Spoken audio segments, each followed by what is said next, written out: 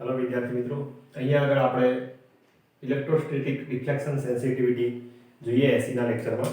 તો અહીંયા આગળ આપણે જે આપણે પ્રેક્ટિકલી જે સીઆર ટ્યુબ આપણે જોઈ, તો સીઆર ટ્યુબની અંદર આપણે શરૂઆતની અંદર શું હતું કે બે પ્લેટ મૂકતા કે જેના કારણે ત્યાં આગળ કોઈ ઇલેક્ટ્રિક ફીલ્ડ આપવામાં આવતો, જેના કારણે જે પાર્ટિકલ છે એ પાર્ટિકલ ઉપરની સાઈડે ત્યાં આગળ ડાયરેક્શનમાં તમને સ્ક્રીન ઉપર કંઈક દેખાશે. તો અહીંયા આગળ આપણે જે પ્લેટ અહીંયા આગળ જે આપણે લીધેલી છે એ પ્લેટને આપણે અહીંયા આગળ દર્શાવીએ. તો આપણે અહીંયા આગળ પ્લેટ નંબર આ 1 અને અહીંયા આગળ પ્લેટ નંબર 2. હવે બે પ્રકારની પ્લેટો લીધેલી છે અને અહીંયા આગળ આપણે ઇલેક્ટ્રિક ફીલ્ડ આપણે વોલ્ટેજ આપીએ છીએ. તો વોલ્ટેજની અંદર આપણે અહીંયા આગળ જે ઇલેક્ટ્રિક ફીલ્ડ આપીશું એ પ્લસ ઇલેક્ટ્રિક ફીલ્ડ છે, અહીંયા આગળ માઇનસ આપીશું. અને અહીંયા આગળ તમને ફીલ્ડ જે સીઆર ટ્યુબની અંદરથી જે વોલ્ટેજથી જે ઇલેક્ટ્રોનની જે આખી લાઇટ બીમ નીકળે છે એ લાઇટ બીમનું જે ક્ષેત્ર છે આપણે આ પ્રમાણે હોય છે, જે ઇલેક્ટ્રોનની આખી લાઈનો હોય છે.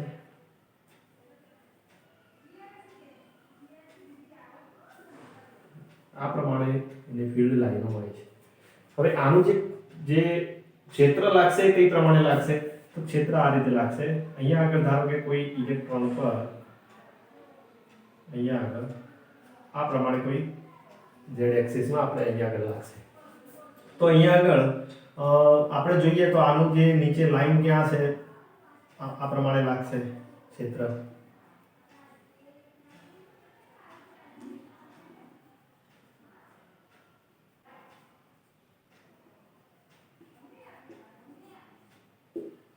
હવે અહીંયા આગળ આપણે કોઈ ઇલેક્ટ્રોનની જો આપણે કોઈ વાત કરીએ છીએ, આ ધારો કે કોઈ ઇલેક્ટ્રોન છે, આ ઇલેક્ટ્રોન પર જે ક્ષેત્ર લાગવાના લીધે આ ઇલેક્ટ્રોનની અંદર શું અસર થાય છે? ધારો કે આનું જે બીમ છે એ બીમ કઈ રીતે આના ઉપર પડશે તો એ આપણે જોવાનું છે. તો બીમ અહીંયા આગળ આપણે આના ઉપર પડશે એ પ્રમાણે આપણે જોવાનું છે. તો આપણે થિયરી ઓપ્ટિક્સ તરફ જવાનું છે. ઓપ્ટિક્સની જે થિયરી છે એના ઉપર જવાનું છે કે આ ઇલેક્ટ્રોન પર એની શું અસર થાય છે આ ક્ષેત્રના લીધે. બરાબર. તો આપણે થોડી આગળ ચર્ચા કરીશું. તો આપણી પાસે એક ઇક્વેશન છે ન્યૂટન વાળું. તો ન્યૂટનનું સૂત્ર શું છે? તો ચાર્જીસ માટે છે F = QE. તો અહીંયા આગળ આપણી પાસે ઇલેક્ટ્રોન છે એટલે -EE. આટલું તમારે અહીંયા આગળ ફોર્સ લાગે છે ઇલેક્ટ્રિક ફીલ્ડ, જેના કારણે જે ઇલેક્ટ્રોન છે એ ઇલેક્ટ્રોન અહીંયાથી આ પ્રમાણે ઉપર જશે. તો અહીંયા આગળ તમારે ઇલેક્ટ્રોન જે ક્ષેત્રના લીધે જે ઉપરની તરફ જાય છે, જો મેગ્નેટિક ફીલ્ડ લાગે તો નીચે તરફ જશે, ઇલેક્ટ્રિક ફીલ્ડ લાગે તો ઉપરની તરફ જશે. તો અહીંયા આગળ ઇલેક્ટ્રોન જે છે પ્લસ ની અંદર જવાનો પ્રયત્ન કરશે, જેના કારણે અહીંયા આગળ આપણે જોઈ શકીએ છીએ. તો આપણે આગળની આકૃતિની અંદર ઓપ્ટિક્સ તરફ જઈએ અને ઓપ્ટિક્સની રીતે આપણે સમજીએ કે કઈ રીતે છે. તથા બીજી એક વસ્તુ છે કે અહીંયા આપણે કોઈ પણ બિંદુએ આ જે લાઈનો આપણે બનાવી છે, તો કોઈ પણ બિંદુએ તમને જે વિદ્યુત ક્ષેત્ર જે જોવા મળશે, એ વિદ્યુત ક્ષેત્ર જોવા મળશે એ એક સરખું હશે. કેવું હશે? તો એક સરખું હોય એટલે આને શું કહેવામાં આવશે? ઇક્વિપોટેન્શિયલ કહેવામાં આવશે. શું કહેવામાં આવશે? ઇક્વિપોટેન્શિયલ. કે જ્યાં દરેક રેખાના દરેક બિંદુ આગળ તમને પોટેન્શિયલ સરખું જોવા મળે છે. તો આપણે આગળ આકૃતિ પ્રમાણે આપણે જોઈ લઈએ.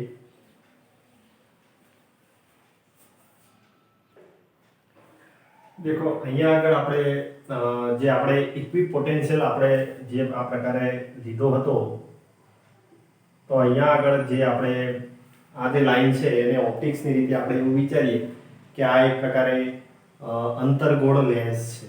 અંતર્ગોળ લેન્સ, બહિર્ગોળ લેન્સની આપણે જો વાત કરતા એ પ્રકારે આપણે ઓપ્ટિક્સની જે થિયરીઓ જોઈ છે, તો ઓપ્ટિક્સની થિયરીઓમાં તમારે અહીંયાથી એક ઇન્સિડન્ટ વેવ હોય છે અને બહાર નીકળતું હોય છે, ત્યારની આપણે કન્ડિશન જોઈએ છે.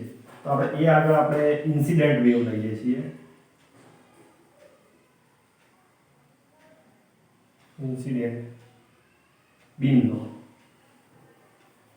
આ ઇન્સિડન્ટ બીમ લીધું. બીમ મીન્સ કે આપણો જે ઇલેક્ટ્રિક ફીલ્ડ જે એના ઉપર લાગુ પડે છે એની વાત છે. તો ઇલેક્ટ્રિક ફીલ્ડ આ પ્રકારે લાગુ પડશે.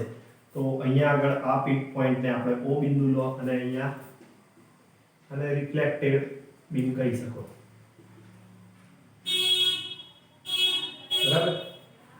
હવે અહીંયા આગળ આપણે જોઈએ તો દરેક વસ્તુની ચર્ચા કરીએ. ધારો કે અહીંયા થીટા આઈ થીટા, પછી અહીંયા આગળ v1 અને v2 એની ચર્ચા કરીએ તો v1 બરાબર initial velocity of electron. A velocity એટલે કે સ્ટાર્ટિંગ નો એનો ઇલેક્ટ્રોન જે છે અહીંયાથી આ ઇલેક્ટ્રોન અહીંયાથી મૂવ થાય છે. ઇલેક્ટ્રોન જે છે અહીંયાથી આ મૂવ થાય છે અહીંયા સુધી, તો એની વેલોસિટી કહેવામાં આવે છે ઇનિશિયલ વેલોસિટી. અને આ કેવી કહેવામાં આવશે? આમ તો ફાઇનલ વેલોસિટી એટલે કે velocity electron after leaving surface, એટલે કે સરફેસની અંદરથી જાય છે ત્યારે એને આકર્ષી અને એના પછીની જે વેલોસિટી મળે છે એને રિફ્લેક્ટેડ વેલોસિટી આપણે એવું કહી શકીએ, કાં તો ફાઇનલ વેલોસિટી એવું પણ કહી શકીએ. Theta I angle of incident, એટલે આ જે ઇન્સિડન્ટ એટલે ઇન્સિડન્ટ વેવ એટલે અંદરની તરફ આપાત થાય છે ત્યારની વાત છે, ને પેલું પરાવર્તિત થાય છે, પારગમિત થાય છે ત્યારની વાત છે. અને એંગલ ઓફ થીટા એટલે થીટા કેવો છે? રિફ્લેક્શન એંગલ છે, એટલે પરાવર્તિત એંગલ એનો કહેવામાં આવે છે. હવે અહીંયા આગળ આપણે એક કન્ડિશન લઈએ, ટેન્જન્ટ લેવો હોય, ટેન્જન્ટ વેલ્યુ લેવી હોય ને તો અહીંયા આગળ આપણે કન્ડિશન નક્કી કરી શકીએ કે સપોઝ અહીંયા આગળ આ જે વેલ્યુ છે VT1 લઈ લઈએ અને આ VN1 લઈએ, કારણ કે અહીંયા આગળ જે વેલ્યુ આવશે આ જે વેલ્યુ છે VT1 અને સમય સાથે આ જે ડિસ્ટન્સ છે આપણે કહી શકીએ x v * t, કારણ કે v વેલોસિટી x / t એટલે જે એકમ સમયમાં કાપેલા અંતરને આપણે શું કહીએ છીએ? વેગ કહીએ છીએ. તો x vt તમે કહી શકો. આ પહેલા માટેનું છે ડિસ્ટન્સ, તો તમે કહેશો એને v * t1, આ રિફ્લેક્ટેડ માટે છે એટલે કે v * t2 તમે એવું કહી શકો. તો ઇન્સિડન્ટ માટે તમે લખી શકો છો ટેન્જન્ટ માટે. તો અહીંયા આગળ તમે ટેન્જન્ટ બતાવો હોય તો અહીંયા આગળ શરૂઆતમાં તમે આની વેલ્યુ લેવી હોય તો તમે શું લખશો કે sin θi, કે sin θi sin θ સામેની બાજુ ભાગ્યા કર્ણ, એટલે કે VT1 by V1, એટલે કે આ VT1 ને આ કર્ણ થઈ ગયો, એટલે કે અહીંયા આગળ આવશે VT1 V1 sin θi.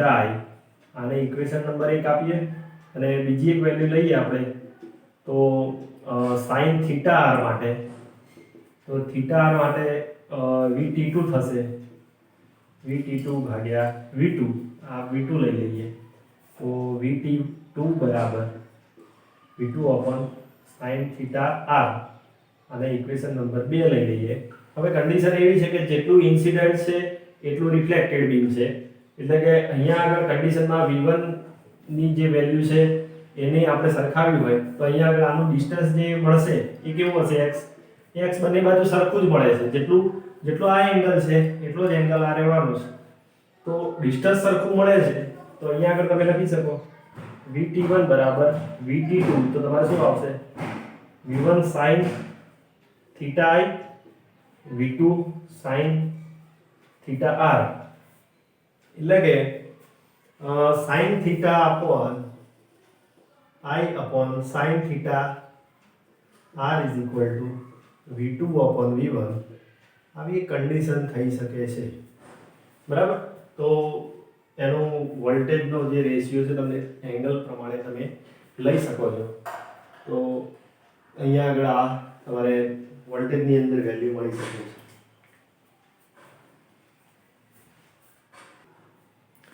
હવે અહીંયા આગળ આપણે જોઈએ તો equation above is identical to the expression relating to the reflection of the light beam geometric optics. આપણે ના પ્રમાણે આપણે ઇલેક્ટ્રોનની જે લાઇટ આપણે જે છે એ પ્રમાણે આપણે જોઈએ તો અહીંયા આગળ આપણે ફરીથી આપણે એક એવી કન્ડિશન આપણે રજૂ કરીએ છીએ કે અહીંયા આગળ જુઓ, તમારે જે અહીંયા ઇલેક્ટ્રિક ફિલ્ડ લાગુ કરવામાં આવે છે, અહીંયા જે ફિલ્ડ રજૂ કરવામાં આવે છે એ ફિલ્ડ આ પ્રકારના હોય છે.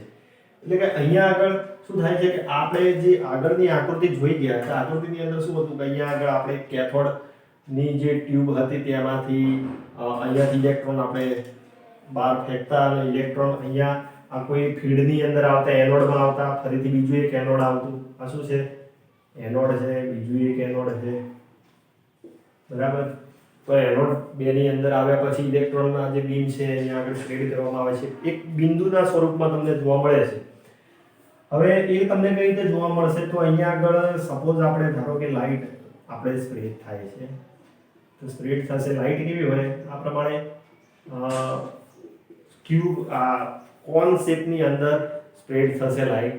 તો અહીંયા આગળ લાઇટ આ પ્રમાણે જતી હશે. હવે આની જે એનોડની જે વર્તણૂક છે એ કઈ પ્રમાણે હશે? તો એનોડ જે છે એક પ્રકારે લેન્સ બની જશે. લેન્સ બનશે તો આ કઈ પ્રકારનો લેન્સ છે? તો અંતર્ગોળ છે કે બહિર્ગોળ લેન્સ છે? તો આ છે બહિર્ગોળ લેન્સ.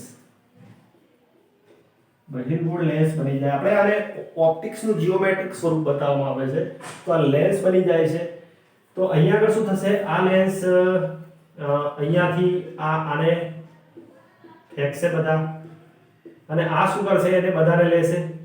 આ બીજા નંબરનો લેન્સ બને છે એનોડ 2, આ એનોડ 1, આ લેન્સ બને છે લેન્સ 2. આને જેટલો પ્રકાશ એ સ્પ્રેડ કરશે એટલો પેલો એને ગ્રહણ કરવાનો પ્રયત્ન કરશે ને એક નાના બિંદુની અંદર એ રૂપાંતર કરવાનો પ્રયત્ન કરશે. એટલે આ જે આવશે એ કઈ રીતના આવશે? આ પ્રકારે એક બિંદુ સ્પોટ સ્વરૂપમાં અહીંયા આગળ તમને સ્ક્રીન ઉપર તમને એક બિંદુ સ્વરૂપમાં તમને જોવા મળશે, જેને આપણે ઉપર નીચે આપણે એક્સ હોરિઝોન્ટલ પ્લેટ અને વર્ટિકલ પ્લેટથી આપણે ઉપર નીચે એને કરી શકીએ છીએ. હાલ આપણે ઇલેક્ટ્રિક સ્ટેટિક ડિફ્લેક્શન જોવાનું છે. આપણે મેગ્નેટોસ્ટેટિક વસ્તુ અલગ છે, એ નીચે જશે. બરાબર? તો આ પ્રમાણે તમે એના બે વાયરો અહીંયા આગળ જોડી હાઈ વોલ્ટેજ તમે આપી શકો છો. હાઈ વોલ્ટેજ આપ્યા પછી અહીંયા આગળ તમે આ પ્રમાણે અહીંયા આગળ ફિલ્ડ લાઈનો તમે જોઈ શકો છો.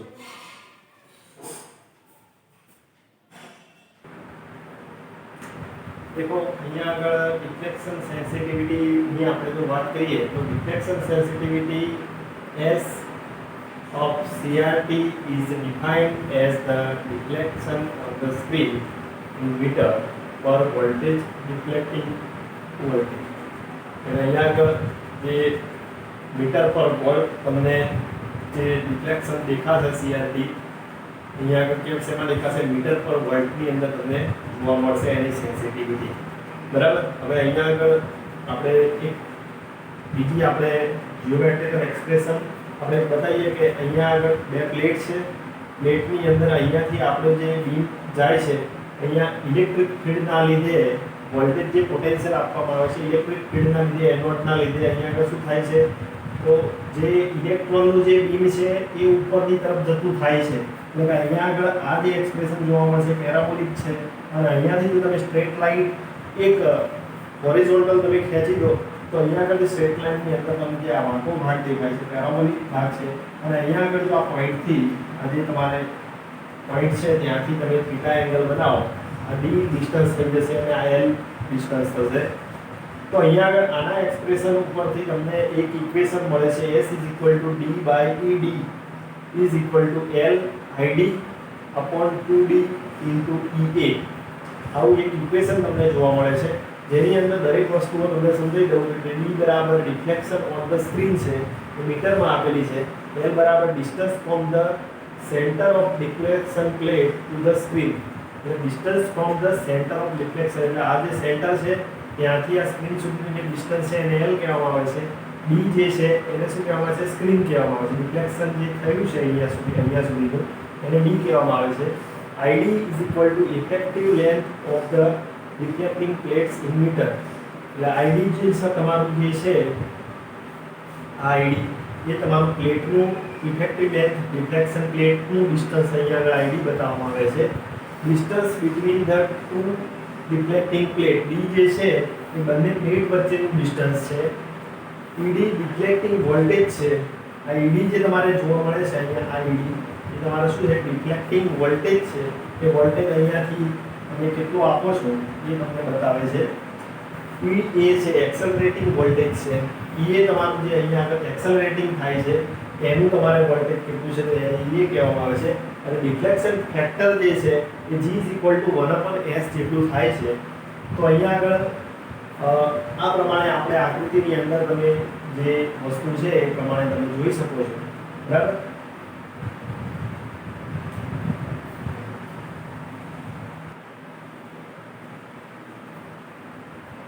देखो અહીંયા આગળ આપણે જોઈએ તો G is the independent of the deflection voltage but varies linearly with accelerating voltage. Therefore, high accelerating voltage produce an electron beam that require high deflection potential for a given position of the spot on the screen. એટલે અહીંયા આગળ એવું કહે છે કે G જે છે independent છે ડિફ્લેક્શન વોલ્ટેજથી, પણ જે એનું વેલ્યુ બદલાય છે એ એક્સલરેટિંગ વોલ્ટેજથી બદલાય છે. પણ જો વધારે હાઈ એક્સલરેટિંગ વોલ્ટેજ જો પ્રોડ્યુસ થઈ જાય તો ઇલેક્ટ્રોન બીમને high deflection voltage deflection potential હોવું જોઈએ જે આપણને પોઝિશન આપે છે સ્ક્રીન ઉપર. બરાબર? તો જો આપણે એવું વિચારીએ કે જે આનું ડિફ્લેક્શન, ધારો કે એક્સલરેટિંગ વોલ્ટેજ છે આપણો, ધારો કે અહીંયા આગળ આપણે આપણે જે એક્સલરેટિંગ વોલ્ટેજ આપણે આપવામાં આવે છે, એક્સલરેટિંગ વોલ્ટેજ જે છે એ પ્રોડ્યુસ કરે છે ઇલેક્ટ્રોન બીમ. આ ઇલેક્ટ્રોન બીમને તમારે શું કરશે, અહીંયાથી બેરિસ કરશે સ્ક્રીન ઉપર. તો અહીંયાથી અહીંયા સુધી બેરિસ કરે તો હાઈ ડિફ્લેક્શન પોટેન્શિયલ જે પોઝિશન આપે છે, જે તમને અહીંયા આગળ સ્ક્રીન ઉપર તમને એક ઇલેક્ટ્રોનનું બિંદુ સ્વરૂપમાં આવું ટપકું દેખાશે સ્ક્રીન ઉપર, જે ઉપર નીચે આ વાય પોઝિશનમાં જઈ શકે અને આજુબાજુ એક્સ પોઝિશનમાં પણ વેરી થઈ શકે એવું બીમ હોય છે. તો અહીંયા આગળ આપણે ઇલેક્ટ્રોસ્ટેટિક ડિફ્લેક્શન સેન્સિટિવિટીની અંદર આપણે આટલી વસ્તુ જોઈ. હવે આગળના લેક્ચરની અંદર આપણે મેગ્નેટિક ડિફ્લેક્શન સેન્સિટિવિટી જોઈશું. CR ટ્યુબની આપણે જે વાત કરી એ આપણે ઇલેક્ટ્રિક ફિલ્ડ અને મેગ્નેટિક ફિલ્ડ બંનેથી વેરી કરી અને આપણે ઉપર નીચે લાવી શકીએ છીએ એક્સ અને વાય પોઝિશનમાં. વર્ટિકલ પોઝિશનની આપણે વાત કરીએ છીએ. હોરિઝોન્ટલ પોઝિશનની વાત આખી અલગ છે, જેને એક્સ ડાયરેક્શનમાં તમે ફેરવી શકો છો. આપણે વાય ડાયરેક્શનની જો વાત કરીએ તો એના માટે આપણે ઇલેક્ટ્રિક ફિલ્ડ અને મેગ્નેટિક ફિલ્ડની સેન્સિટિવિટીથી આપણે એનું ડિફ્લેક્શન લાવી શકીએ છીએ. તો નેક્સ્ટ લેક્ચરની અંદર આપણે આની થોડી ચર્ચા કરીશું અને પછી આગળ જઈશું. ઓકે.